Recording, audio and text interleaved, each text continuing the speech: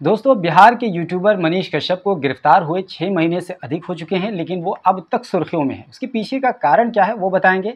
साथ ही साथ आपको ये भी बताएंगे कि मनीष कश्यप ने अपनी गिरफ्तारी से पहले तेजस्वी यादव को क्या चैलेंज किया था। तो दोस्तों, सबसे पहले आज की स्थिति देख लेते हैं कि मनीष कश्यप क्यों सुर्खियों में है। उसके पीछे का कारण यह है कि अभी बीते 16 सितंबर को मनीष कश्यप को पटना के कोर्ट में पेश किया गया था, तमिलनाडु के मामले में। इस दौरान मनीष कश्यप ने बिहार सरकार पर कई सारे गंभीर आरोप लगाए थे। अभी मैं आपको एक एक करके बताता हूं कि वो सारे गंभीर आरोप क्या थे। तो बहरहाल इसी गंभीर आरोप के चलते बिहार सरकार ने, बल्कि यूं कह लीजिए कि पटना के एसएसपी ने कार्रवाई कर दी उन पुलिसकर्मियों पर जो मनीष की सुरक्षा में तैनात थे। उनमें से 4 पुलिसकर्मियों को सस्पेंड कर दिया गया है। एक एएसआई और 3 सिपाही थे, और इसी वजह से मनीष कश्यप एक बार फिर से ट्विटर पर ट्रेंड कर रहे हैं।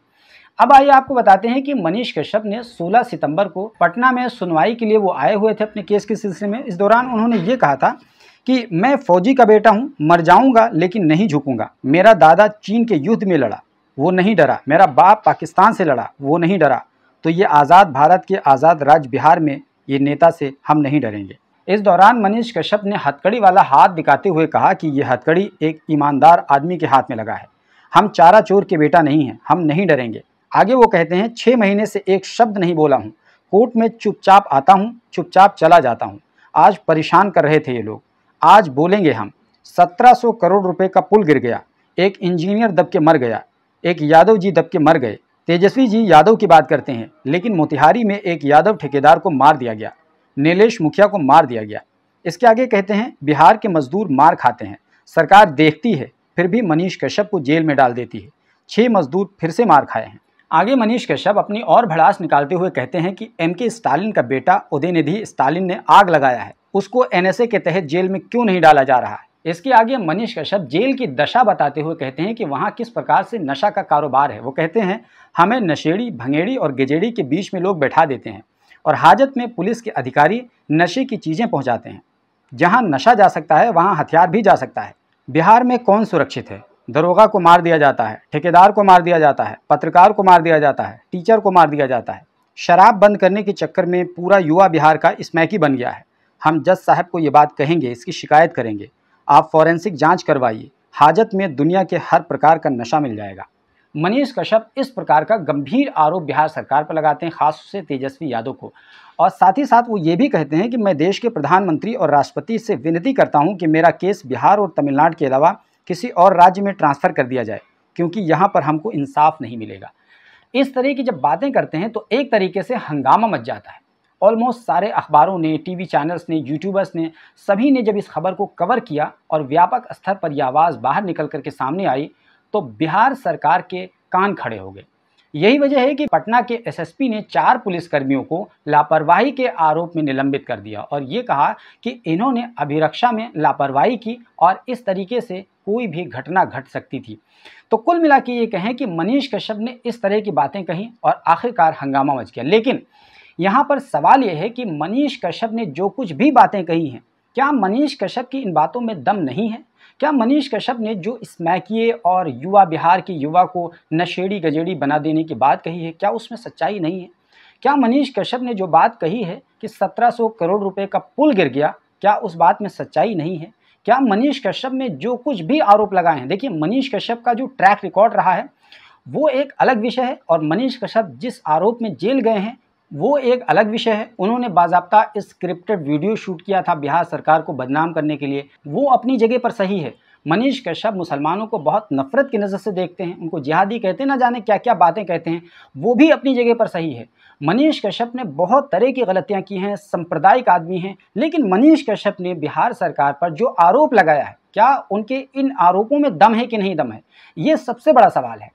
तो मनीष कश्यप के इन आरोपों को एड्रेस करने के बजाय बिहार की सरकार ने ये कोशिश क्यों की कि उन पुलिसकर्मियों पर कार्रवाई कर दी जो उसकी अभिरक्षा में लगे हुए थे। इससे साफ पता चलता है कि बिहार सरकार अपनी नाकामी को छुपाने के लिए किसी को बलि का बकरा बना रही है।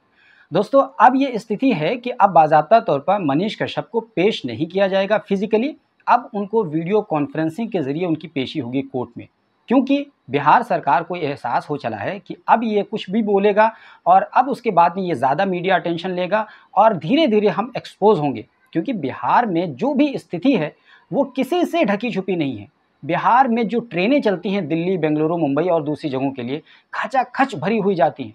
ये सब माइग्रेंट लेबर होते हैं। अगर बिहार सरकार ढंग से काम करे, इंफ्रास्ट्रक्चर तैयार करे, वहाँ पर रोजगार की सुविधाएं मुहैया कराए, तो जाहिर सी बात है इतनी बड़ी संख्या में बिहार के मजदूरों को बाहर नहीं जाना पड़ेगा। और ये बात एकदम सही है कि बिहार के लोगों को दूसरे स्टेट्स में हीन भावना की नज़र से देखा जाता है, इसमें कोई शक नहीं है और कोई दो राय नहीं है।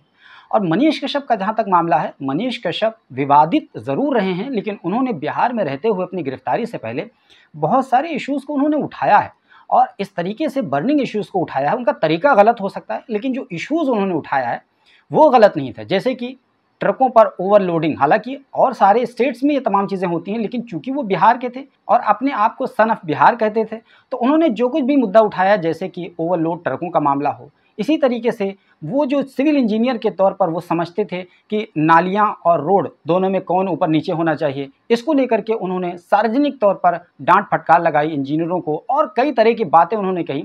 तो उनके इश्यूज और मुद्दों से कोई डिनाई नहीं कर सकता। हालांकि वो पत्रकार नहीं है, वो इंजीनियर हैं, सिविल इंजीनियर हैं। 2016 में उन्होंने इंजीनियरिंग की, 2 साल तक इधर उधर भटके होंगे, नौकरी के चक्कर में नौकरी नहीं मिली। 2018 में उन्होंने अपना यूट्यूब चैनल खोल लिया किसी के सहायता से और फिर वो तमाम चीज़ें विचित्र अंदाज में घूम घूम कर दिखाने लगे।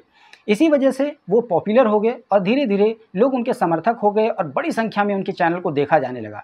तो ये तमाम चीज़ें हैं, लेकिन एक बार फिर मैं कह रहा हूँ कि जो उन्होंने 16 सितंबर को मुद्दे उठाए, उन मुद्दों को अगर आप गौर से सुनेंगे, समझेंगे, तो आप पाएंगे कि उन मुद्दों में सच्चाई है, लेकिन बिहार सरकार इस सच्चाई से बचने के बजाय किसी और पर गाज गिरा देती है।